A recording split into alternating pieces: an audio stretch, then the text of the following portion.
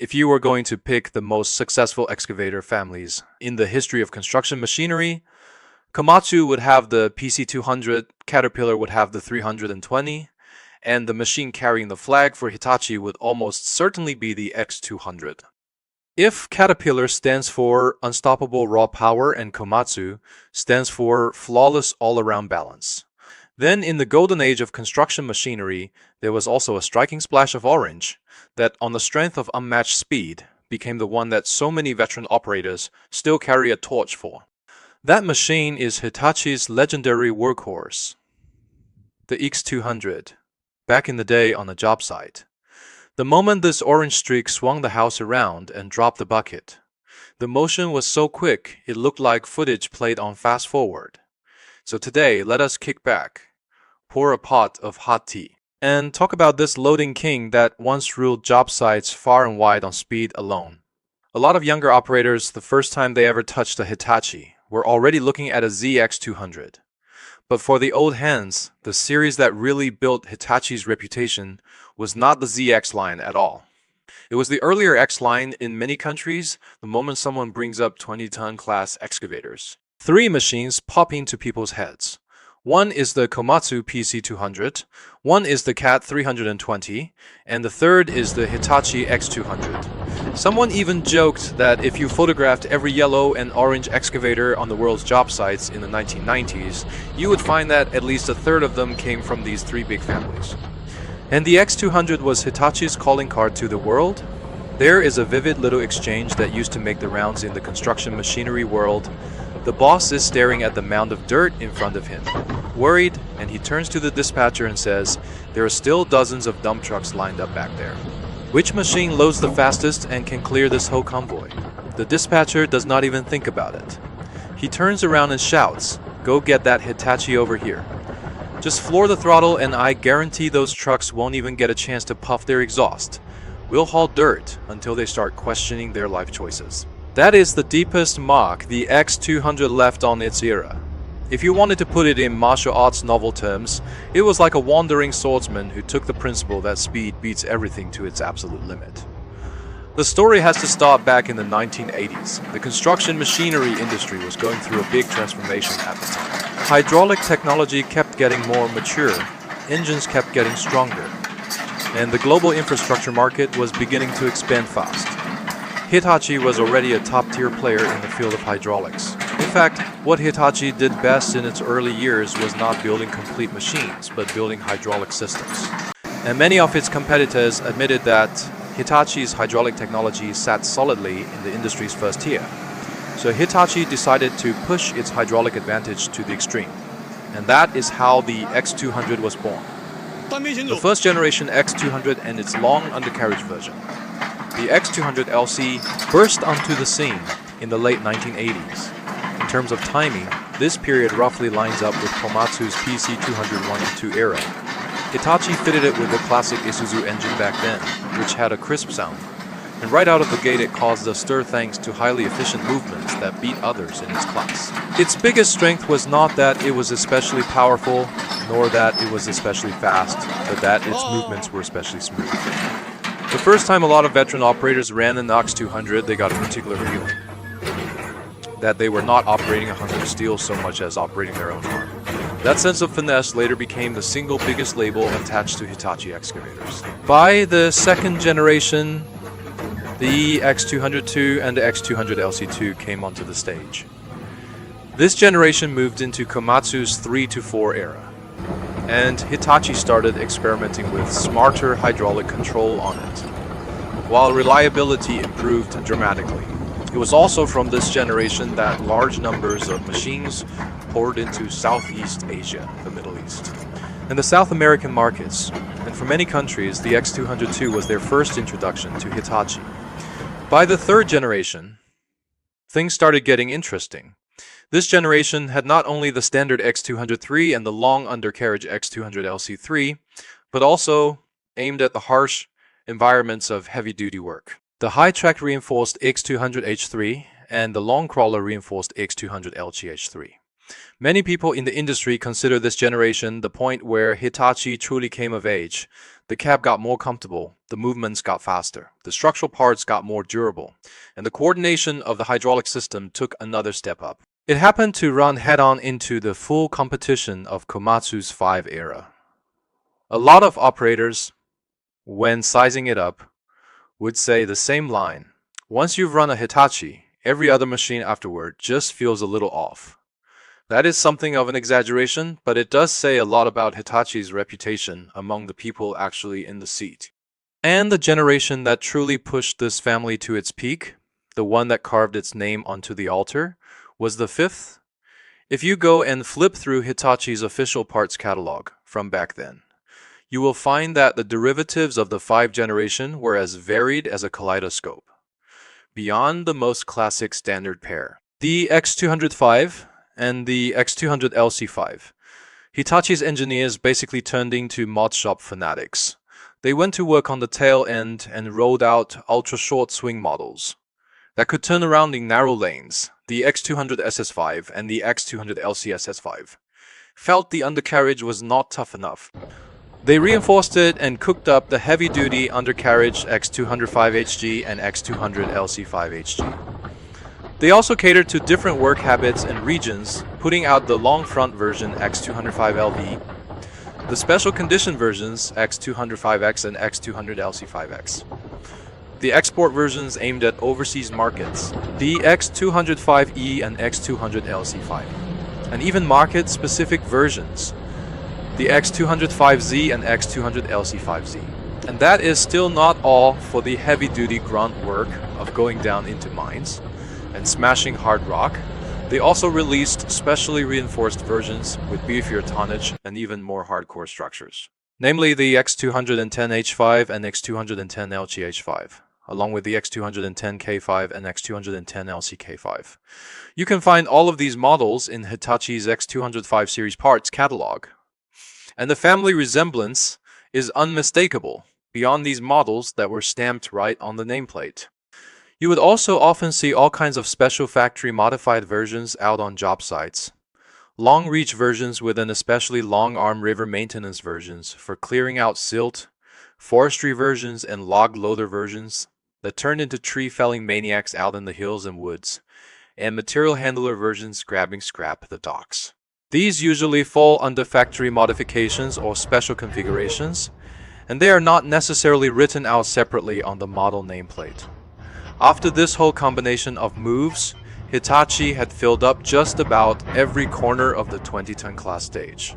At this point, some of you may already be dizzy from this long string of suffixes. So let us take a moment to sort them out. LC refers to the long crawler undercarriage. H is the high track, or the reinforced version. LCH is the long crawler reinforced version. SS is the super short swing. HG is the heavy-duty undercarriage. LV is the long front version. X is the special condition version. E is the export version. Z is the market-specific version. And K is the specially reinforced version. One thing worth flagging is that these letters can be defined a bit differently from region to region. So when you are looking at a machine, you still have to judge by its actual configuration.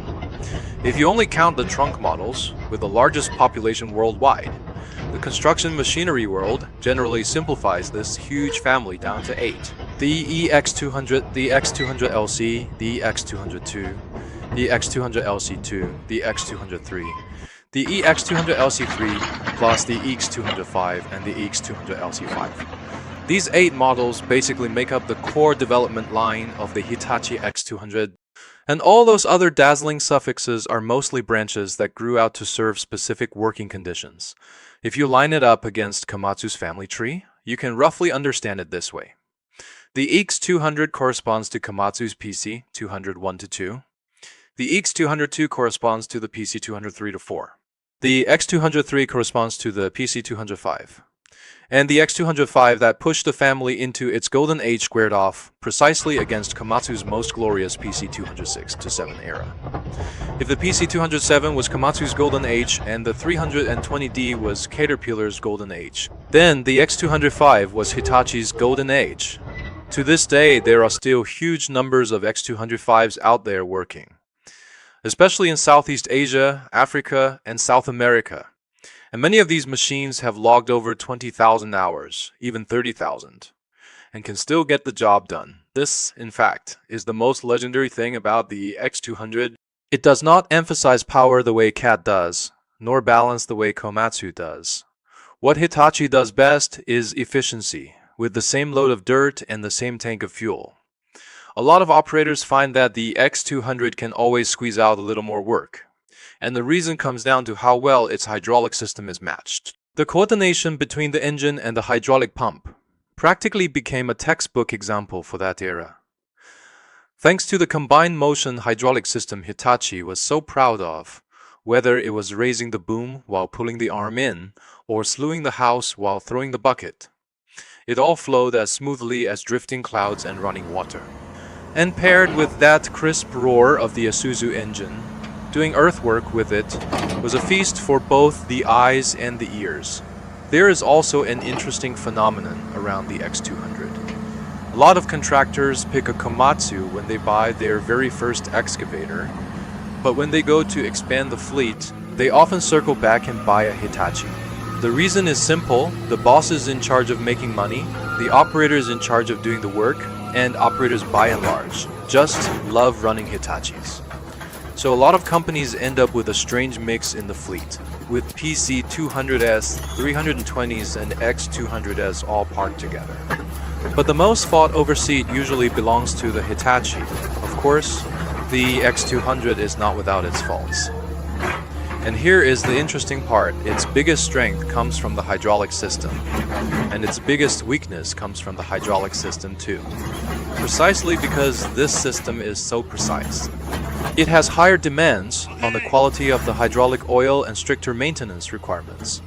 A lot of the failures are not really problems with the machine itself, but problems caused by improper use and upkeep. When it comes to common issues, they pretty much follow the pattern of any aging mid-size excavator.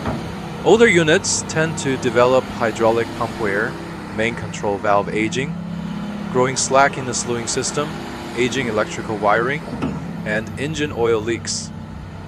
Undercarriage wear is also typical, especially clearance issues around the tracks, the rollers, the idlers, and the slewing bearing. On top of that, there is the age factor in the engine and fuel system, where fuel consumption, cold starting, the injectors, and the condition of the seals all directly affect the experience.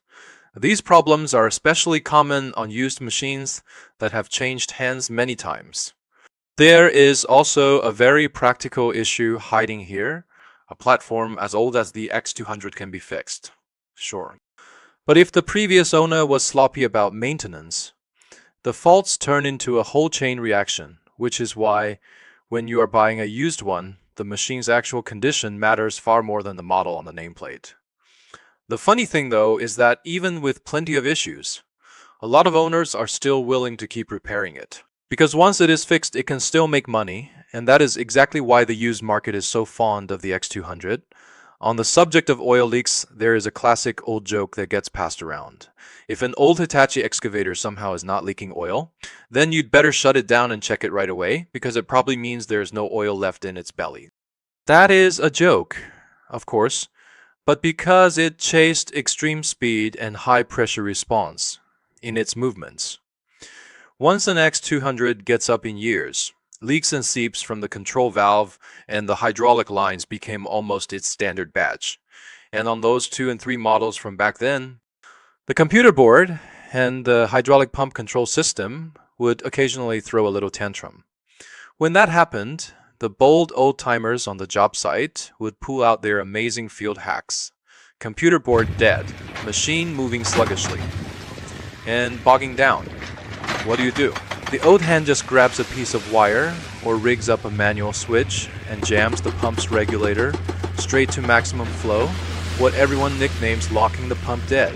Sure, the machine then turns into a fuel guzzler belching black smoke. But that surge of raw, hot-tempered power could often muscle the deadline in front of them across the finish line. With the downsides covered, let us talk about its reputation among users. People's opinions of the X200 are usually pretty polarized, but on the whole they lean positive. The people who love it will say it is tough.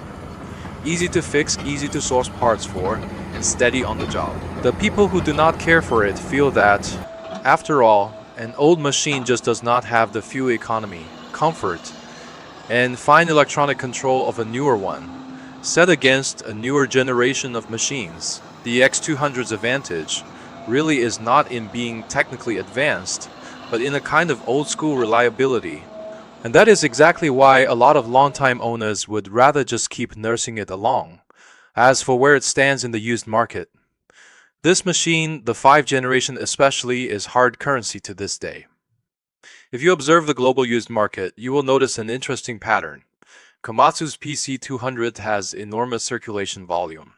CAT's 320 has an extremely high resale value, and Hitachi's X200 sits right between the two, usually cheaper than a CAT of the same year, but clearly better than a lot of ordinary brands in terms of operating feel and reliability. So it has long been one of the models that used equipment dealers most like to deal in. A well-maintained old Hitachi changes hands very quickly in the used market, often passing from the front lines of coastal infrastructure projects all the way out to the sandpits and forestry zones of remote regions to keep shining on. The classic types like the EX205 and EX200 LC5 are especially easy for the market to accept because they take care of versatility, ease of repair, and price all at once. Looking at the bigger market picture, Hitachi never dominated North America the way CAT did, nor dominated Japan the way Komatsu did. But in Southeast Asia, India, the Middle East, and Africa, Hitachi has always been one of the most important players. In a lot of regions, a certain pattern even took shape. The boss buys Komatsu, the mines buy CAT, and the veteran operator just loves Hitachi. It was this long accumulation of reputation that ultimately helped the EX200 become one of the highest population 20-ton class platforms in the world. When it comes to after-sales service and ease of maintenance, there is basically nothing to worry about. The X200 service logic is pretty down-to-earth, not too reliant on complex electronic diagnostics, leaning more on the experience of veteran mechanics, hands-on disassembly, and routine inspection, because its population was so huge back then, and the coverage of its parts catalog and substitute parts is so wide.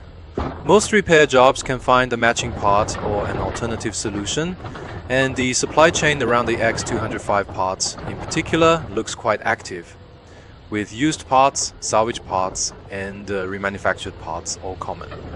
For a mechanic, fixing a Hitachi X200 is like a cook whipping up a plate of scrambled eggs with tomato, a basic skill long since baked into muscle memory. From a maintenance standpoint, its upside is that the structure is not finicky and routine upkeep is easy to understand.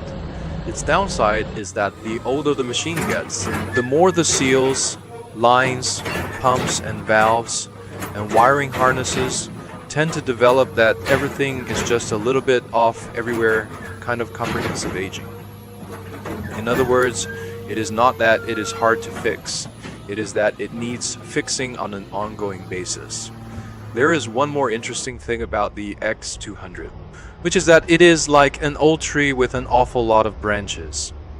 On the surface, everyone only remembers the one X200, but the moment someone in the trade flips open the catalog, they discover that growing off of it are H, SS, LC, HG, LCH, LV, XEZ, and K.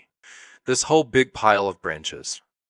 As if the same machine had been modified and adapted over and over across different regions, different working conditions, and different eras, Hitachi's X205 parts catalog even pulls the X210H5 and X210LGH5 into the same family tree.